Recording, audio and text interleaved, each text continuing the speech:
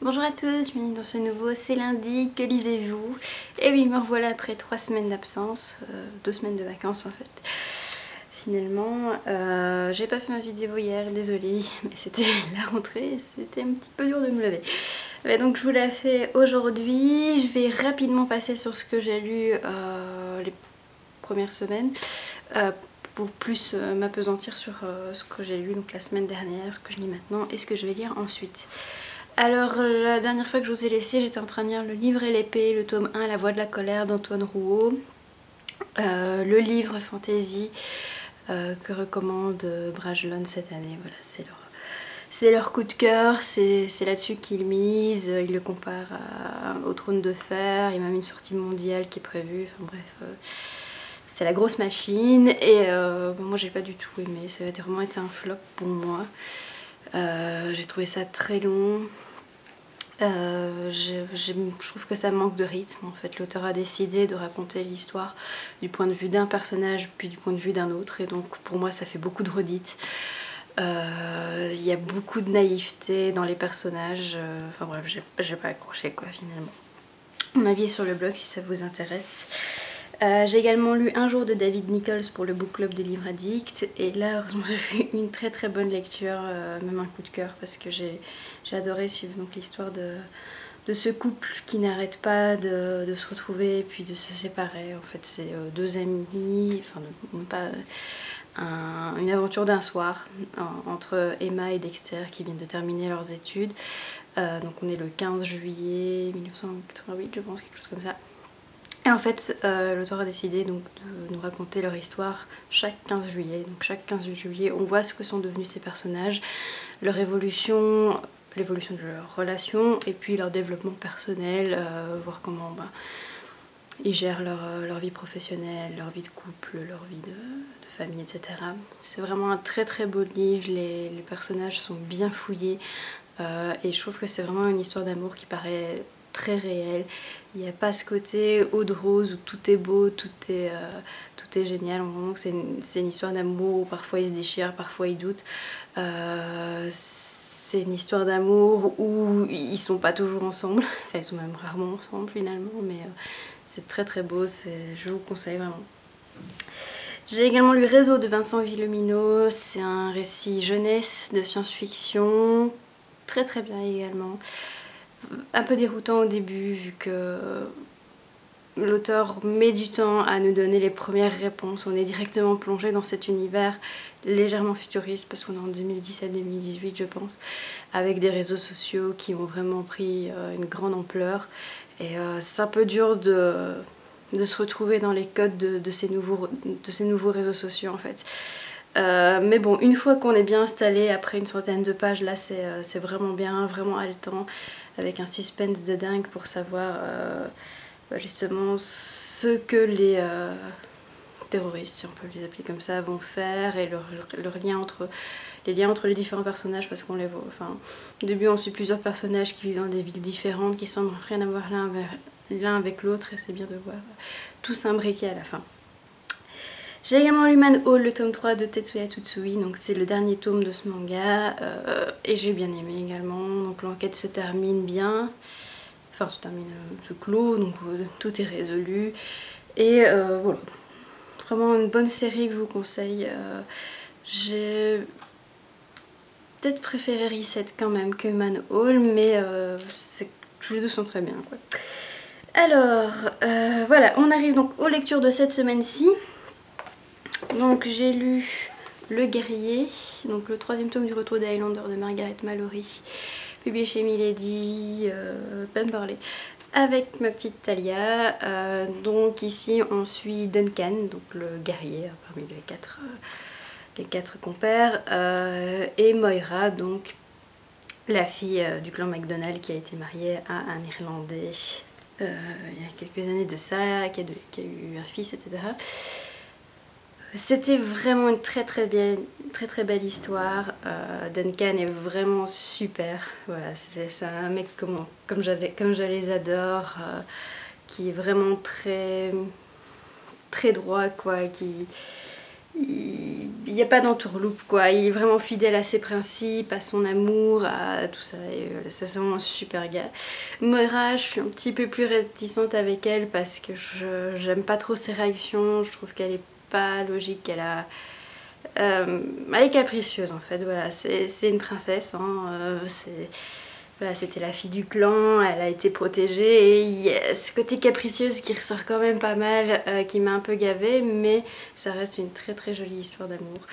Je l'ai préférée au tome 2, mais un petit peu moins que le tome 1, voilà, pour vous dire un petit peu. Et voilà, et j'attends impatiemment le tome 4 qui doit sortir en janvier prochain. Alors, j'ai également lu Walking Dead, le tome 12. Un monde parfait de Rebecca Kirkman et Charlie Adler. Ça fait longtemps que j'avais fini de Walking Dead et bah, on se replonge très très facilement dedans. Ici c'est un tome plus d'espoir voilà, ça fait du bien d'avoir ce genre de tome qui redonne de l'espoir, tandis que d'autres sont vraiment des réels massacres. Voilà. Donc un bon tome, maintenant j'ai envie de voir la suite, surtout que mon copain me presse vraiment à continuer la série parce qu'après il se passe un truc de dingue dans le tome 17, donc il faut que j'avance. J'ai également lu une BD, il s'agit des Contes du Boudoir Hanté, volume 2 de Yi-Shan Lee, pardon. En fait c'est un tome 2 mais on peut le lire indépendamment des autres parce que les contes des boudoirs hantés en fait c'est des contes qu'a écrit un poète chinois bien longtemps, et donc dans chaque BD on raconte un conte, donc peu importe si vous avez lu cela avant ou après. Donc là on suit ouais,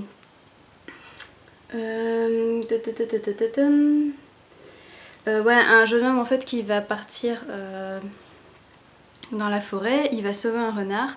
Et après il va se retrouver dans une maisonnée où il y a donc un groupe de personnes âgées et une jeune fille superbe. Donc ils vont le recueillir vu qu'il est perdu après qu'il est perdu dans la forêt, et après il va passer son temps à essayer de retrouver cette jeune fille. Mais personne n'arrive à la retrouver, donc ses domestiques, vu que c'est un noble, lui il part souvent à la recherche et voilà, il n'arrive pas à retrouver. Voilà comment ça commence. C'est vraiment une très jolie histoire, un beau conte tragique. Les dessins, moi, me plaisent beaucoup. Je vous montre un petit peu. Voilà, c'est publié chez Delcourt. Et c'est la collection dirigée par Jean-David Morvan, je pense que c'est ça son nom. Oui, c'est ça, donc qui a écrit Le Dieu Singe, entre autres, etc. Donc toute une série d'histoires asiatiques, en fait, qui reprend donc avec un dessin européen. Voilà, j'ai aussi lu encore une BD, il s'agit de Gisèle et Béatrice de Benoît Feroumont, publié chez Air Libre, chez Dupuis. En fait c'est une BD érotique cette fois. Voilà, ça c'est la couverture la couverture officielle, et puis hop, à l'intérieur on voit que c'est totalement différent. C'est plutôt comique. Il y a vraiment des situations excellentes. Maintenant, j'ai des réserves sur d'autres moments parce que je suis pas une adepte des BD érotiques, donc je sais pas si c'est commun ou pas, mais je trouve que parfois on frôle le viol quoi. C'est-à-dire que on n'est pas toujours sûr que l'autre est consentant. C'est pas, voilà, ça m'a vraiment gênée par moments, mais à d'autres moments voilà, j'ai beaucoup rigolé. Voilà, ça c'est donc pour les lectures papier. Hop. J'ai également lu en numérique Les Protecteurs d'année de Pierre Paré. C'est une sorte de beat-lit à la française, vu que ça se passe à Lille en France, et ça met en scène donc un jeune étudiant de 22 ans si je me rappelle bien, donc qui va devenir vampire. Et ce que j'ai bien aimé, c'est qu'on est directement dans le monde des vampires. Voilà, on est directement mis dans l'action, et c'est vraiment la découverte du monde des vampires, des différents clans, des différents enjeux, etc. Et puis il y a pas mal d'actions par la suite quand les révélations se font, mais voilà, ça c'est pas mal. C'était vraiment pas mal. Alors, ensuite, qu'est-ce que je suis en train de dire? Donc, Les Enfants de Dana, le cycle 1, L'Anneau de mémoire de Isabelle Rosen-Marie, c'est un sorte de conte pour enfants qui se passe à Brocéliande, pardon. J'essaie de vous trouver la couverture. Voilà. Voilà. Donc voilà, pour l'instant c'est mignon, c'est sympa, mais je sais pas si ça va être une grande lecture. Parce que voilà, justement c'est peut-être limite un petit peu trop mignon, tous les personnages c'est des pré-ados quoi, je pense qu'ils ont 12 ans. Donc voilà, on suit un petit groupe d'enfants comme ça, sympathiques.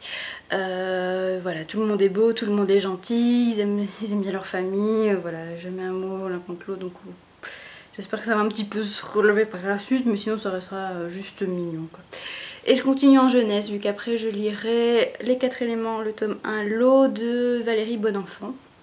Donc c'est un recueil de contes qui met en scène donc l'eau. Donc je sais qu'il y a des histoires qui se passent dans des marais, d'autres qui se passent dans des univers neigeux, je sais pas si ça se dit, enfin là où il y a la neige quoi, etc. Donc ça aussi ça va être une lecture rapide, mais c'est ce que j'ai besoin en ce moment, donc voilà. C'est tout pour cette semaine, j'espère que je vous ai pas trop manqué déjà et que vous passez de très très bonnes lectures. À la semaine prochaine, ciao.